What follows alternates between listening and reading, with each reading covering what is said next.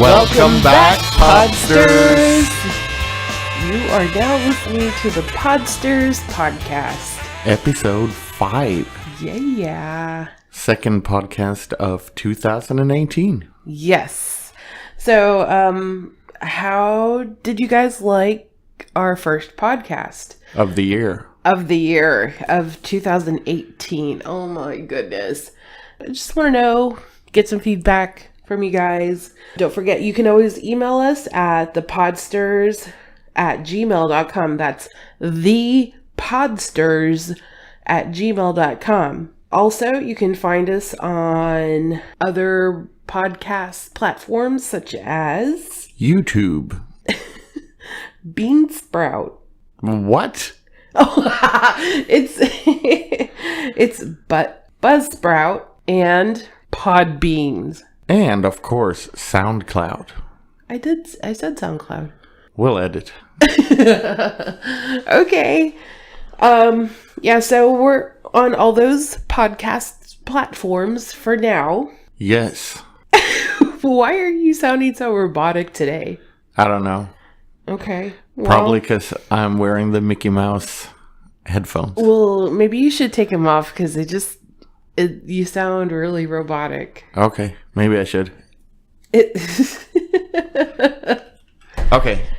Okay, I think that might be a little better for you.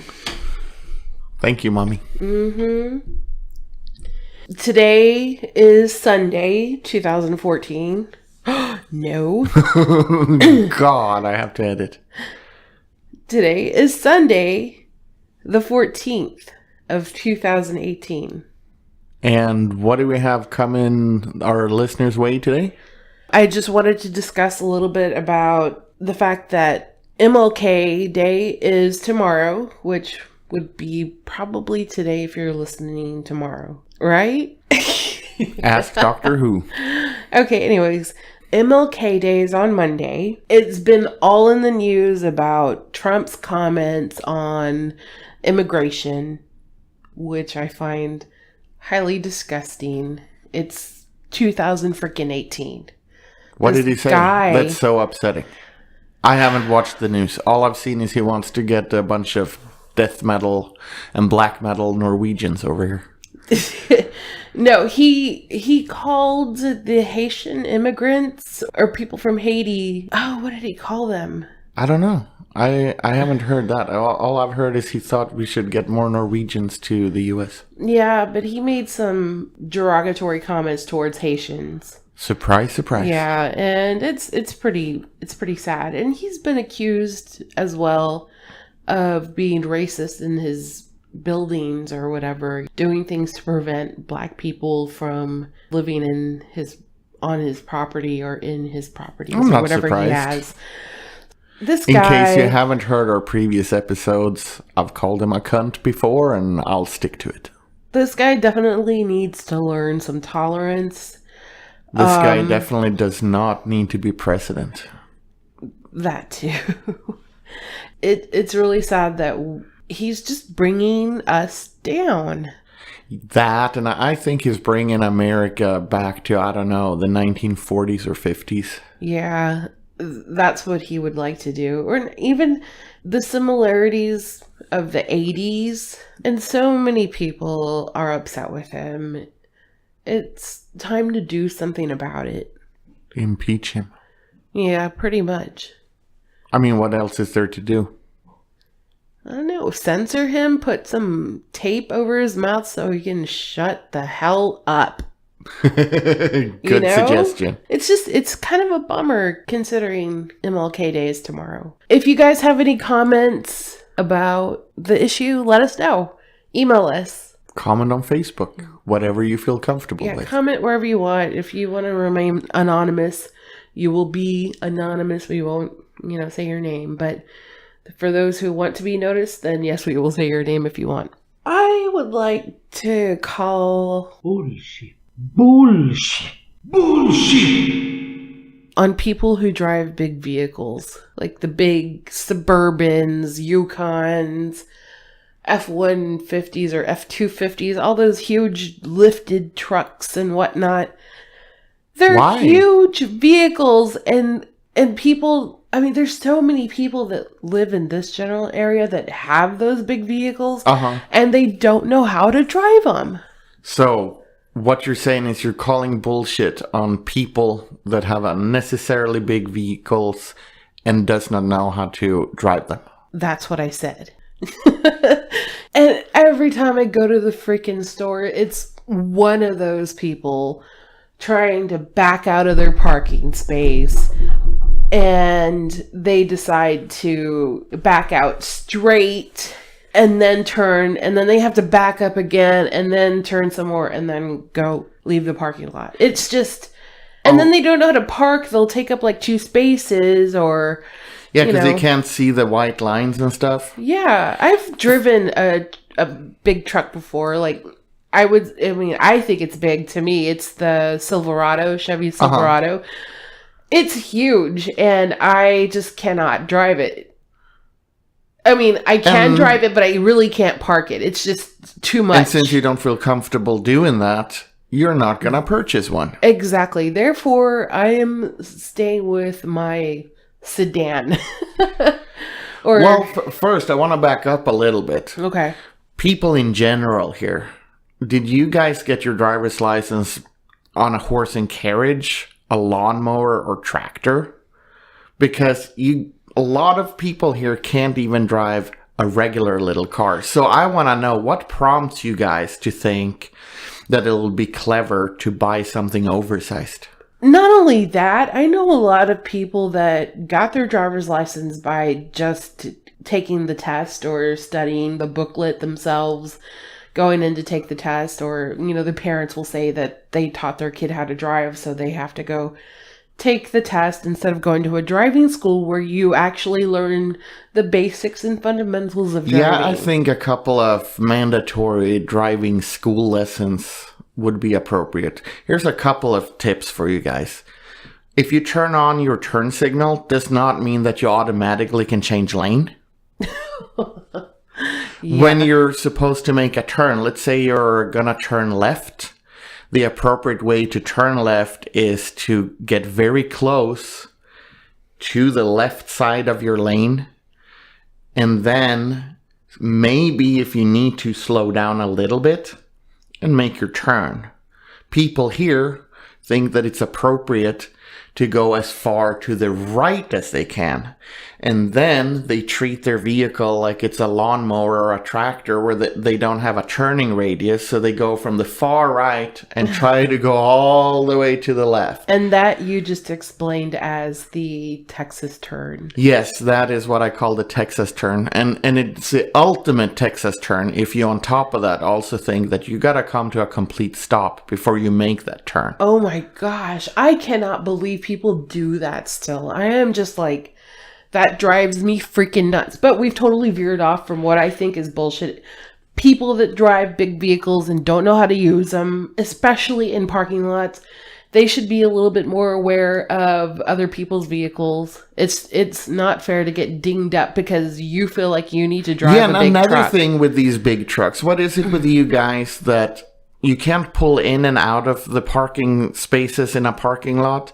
What makes you think that you have to back into them to make matters even worse? Oh my gosh, there is nothing worse to sit there and wait 5 minutes for you guys to back up straight back and forth, and think you're making a damn difference. All you do is take up other people's precious time. Yeah, it's super annoying. So we have one word for you guys. Downsize. Yes, downsize. Because if you can't drive it, don't buy it. Well, following that, we have not really an... Wait. I asked you guys online, comment on what the worst company of last year was in your experience. We didn't get a whole lot of responses. It would have been fun to make a poll. But here is my 3 worst companies of 2017. And we're going to do it backwards, which means that we're actually going to start with the worst company. Company number 1 is... It is J.C. Penney's. Yes. Is it J.C. Penney or J.C. Penney's? I think it's J.C. Penney. Yeah. JCP.com. Okay, so let me ask you something. Where did you get this information from, or is this based on your opinion? Funny you should ask. It is strictly based on my opinion in dealing with these companies. Oh, okay, I see. So, JCP.com. Okay. I've never had any bad experiences with J.C. Penney, but maybe you have. I don't know. Yes, because in early November, I decided to be proactive, and I ordered 2 Christmas presents from their website. One arrived dinged up, but it was still usable. Really? And wait a minute. Who sent the package? I mean, I know J.C. Penney. Oh, I'm sorry. I should ask who delivered the package. Well, we're going to hold off on who delivered the package because the deliverer, the carrier of the package, is my number 2 worst Okay. All right. company. So here I am. I order things early November, and package number 1 arrives dinged up, but still usable. Okay. The other item shows as shipped, no tracking information, and it just doesn't show up. So in mid-December, I call JCPenney's eminent customer service, where they say that no, they can see that package obviously didn't make it. They agree to do a refund and to send it out again. I asked the lady, are you sure that this will make it here in time for Christmas? Because this is a Christmas present. The lady says, oh, yes, of course it will. So I agreed to do the refund and then have them take out money again for the reship. And Christmas comes and goes. No package. I go look at their tracking, where there's no tracking available. Yeah. I still haven't gotten my first refund.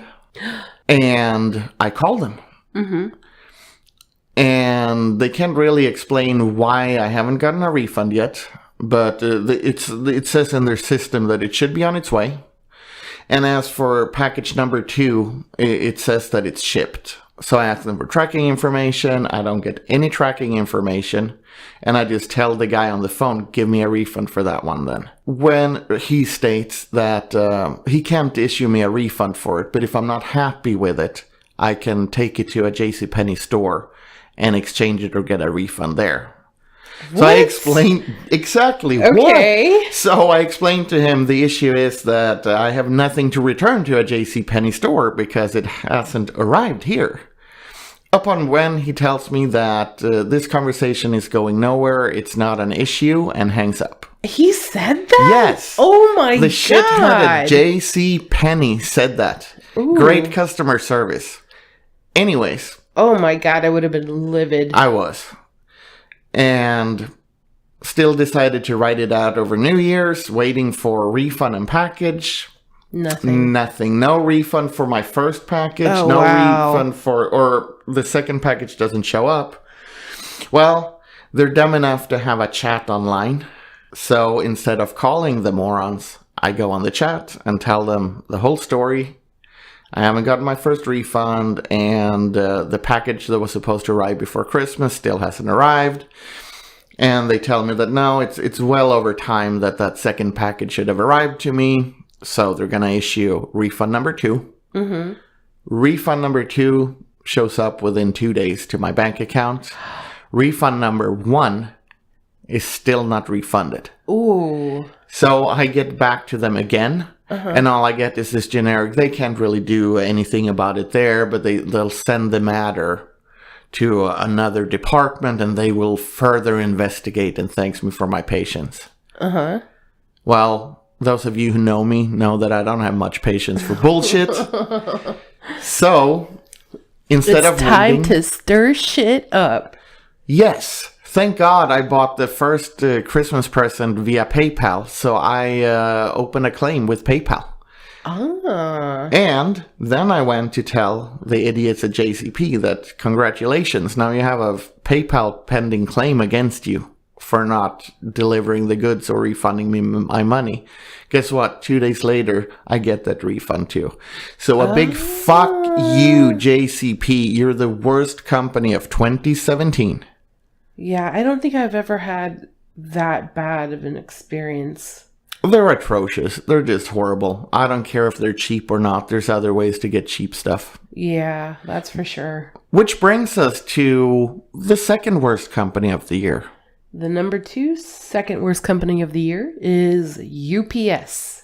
Yes, because UPS is a company that aggressively goes out trying to get new customers, promising them great service, and that's all it is, empty promises. UPS, by the way, is the carrier that was supposed to deliver these parcels that didn't even get tracking numbers.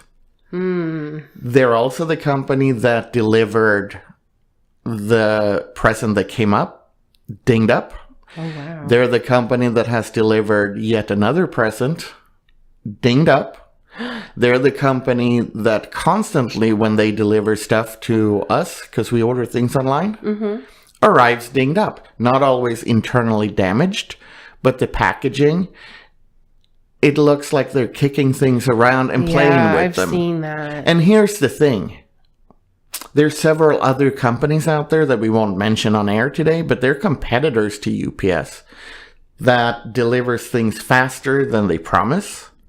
They arrive in mint pristine condition. I'm actually going to mention one of the companies, because when I get things from FedEx, it looks like FedEx, or actually the place I order from, would be our next door neighbor carrying things over.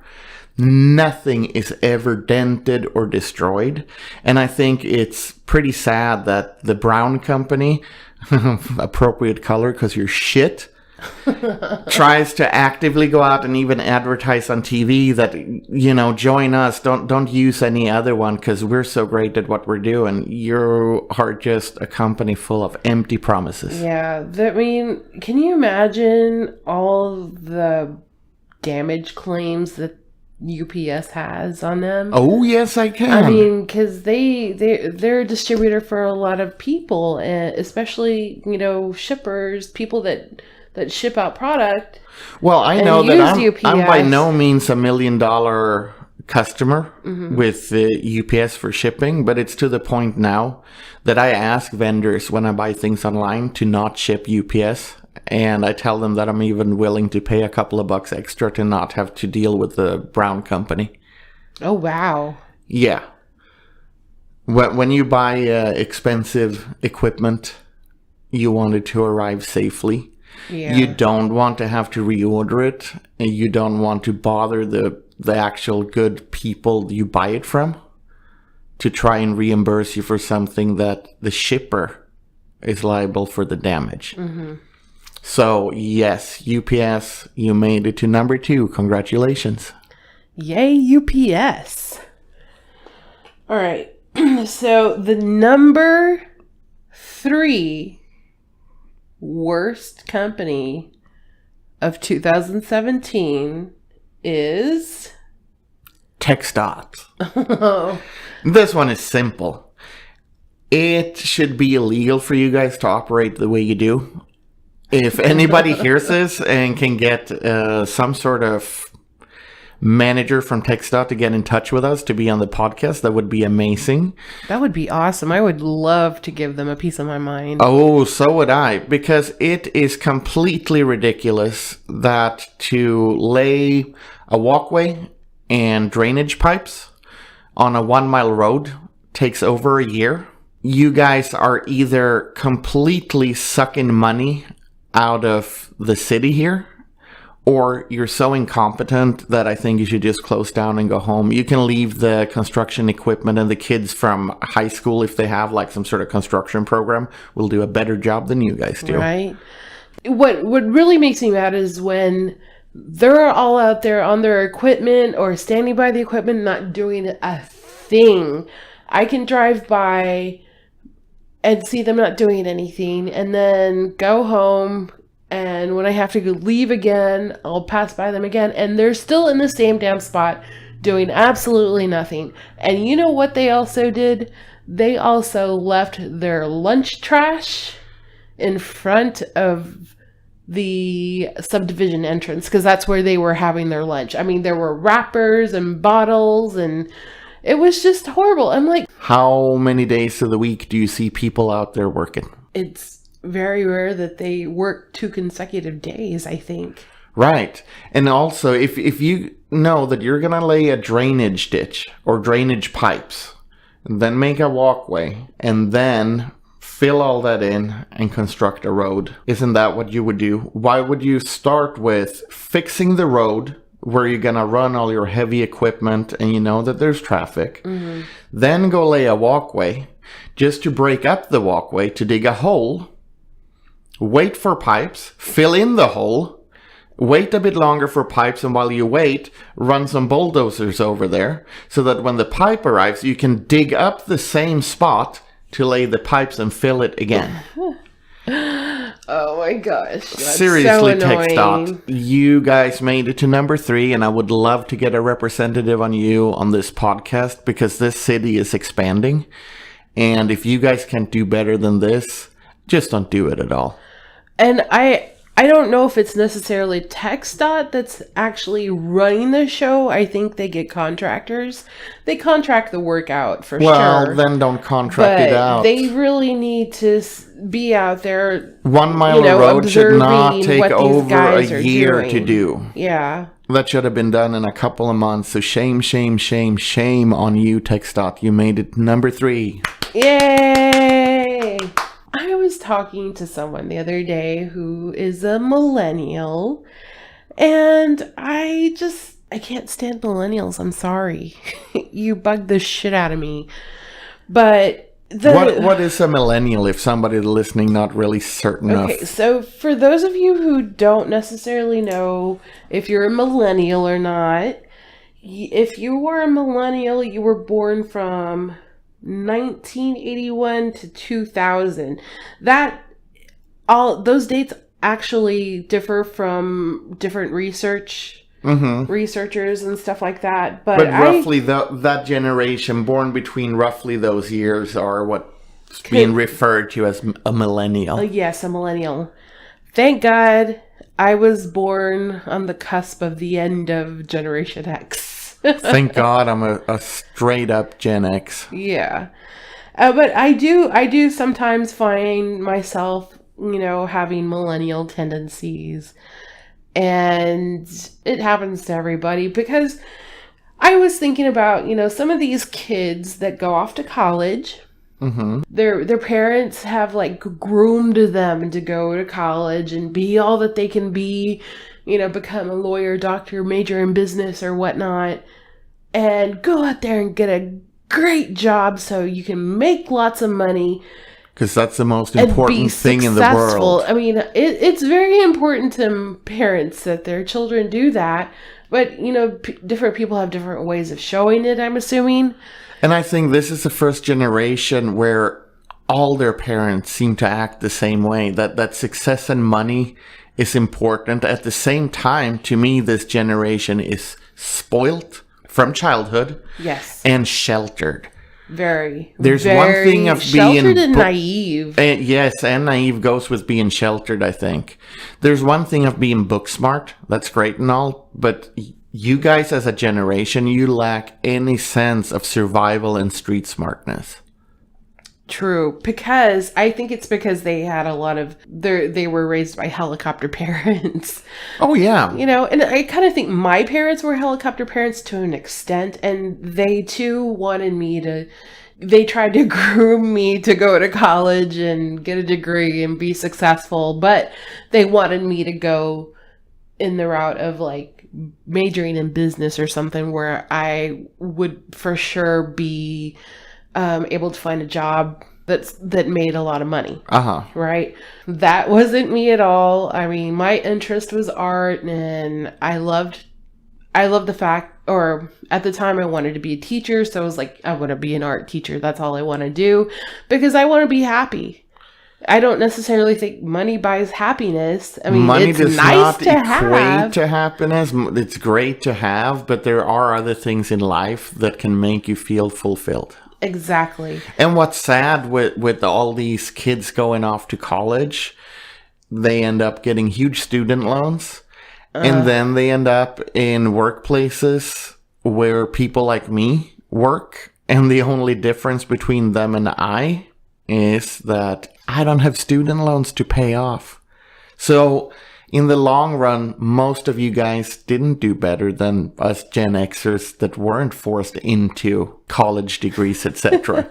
That got me thinking, because this person that I know who recently graduated from college and got an entry-level position with a certain company, and they're starting out making $19 an hour, which is not bad at all, especially for somebody just fresh out of college with no experience. And, in talking to her, she has all these expectations, but I feel like she was talking to me about what her parents want for her and not what she wants for herself. That is very well put, because that's exactly the feeling I got too. When pushed a bit further, what this person wanted for themselves was not what they're doing now and feel that they're expected to do. Yeah, and it's all about the money and making money and being able to pretty much go back to where they left off from leaving the nest. Let's just say that this person's parents are well-to-do, have a nice house and a pool, and they gave her everything she needed and more. She got a nice car when she turned 16. I mean, I'm talking about a BMW. I don't know who you are or why you would do something like that. As far as buying a 60-year-old a freaking BMW, that's just another whole episode right now. But yeah, and I think later on we will have an upcoming episode completely dedicated to millennials. Yes, hopefully I'll be able to get a millennial up here. Anyways, so she was given all this stuff, the success. She had an excessive amount of materialistic things, exactly. And she is expecting to continue that. But you can't really, I mean, I'm sure there are some people that fall into that and they can accomplish it depending on what they do, but right, and if they have a big trust fund maybe or something set up for them. But the truth is that at 22, you can't on your own support a lifestyle which includes, a huge house with a swimming pool, fancy name brand furniture, clothes, fancy cars.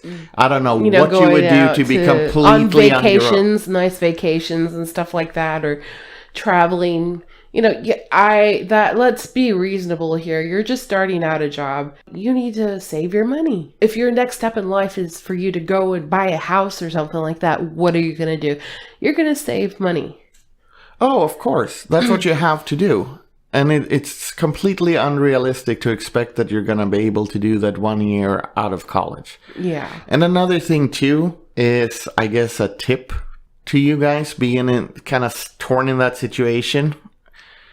If you have a dream that doesn't necessarily entail a lot of money, that it's a career that won't probably not produce, truckloads of money, go out and do that while you're young. The older you get, the harder it is to quote unquote follow your dreams. Oh, yes, I can vouch for that. You can always, especially these days with experience and a degree, you can always get a job that gives you the money and that luxury lifestyle later on. That's no problem. The problem is trying to do it the other way around. So you want something that isn't what you're expected to do, make sure you do it young. I agree. Yeah, I kind of felt bad for that person. And did you know that the millennials are also called the Peter Pan generation? I did not know that, but I can totally see it. Boomerangs. generation? A boomerang I can totally see because you all live at home at 30. Come on, guys. I know you have student debt and this and that, but do you really want to live with your parents coddling you all your life so all you have to do when you don't work is go home and play Xbox? Grow up, kids. Yeah, it's you're not a child when you're 30. You shouldn't be, at least. I know a lot of 30-year-olds that act like children still. And there are millennials. Oh my gosh. Okay, so we're probably offending a lot of millennials right now, but... So please, comment, send us emails. Yeah, that's just how I feel. It's my opinion.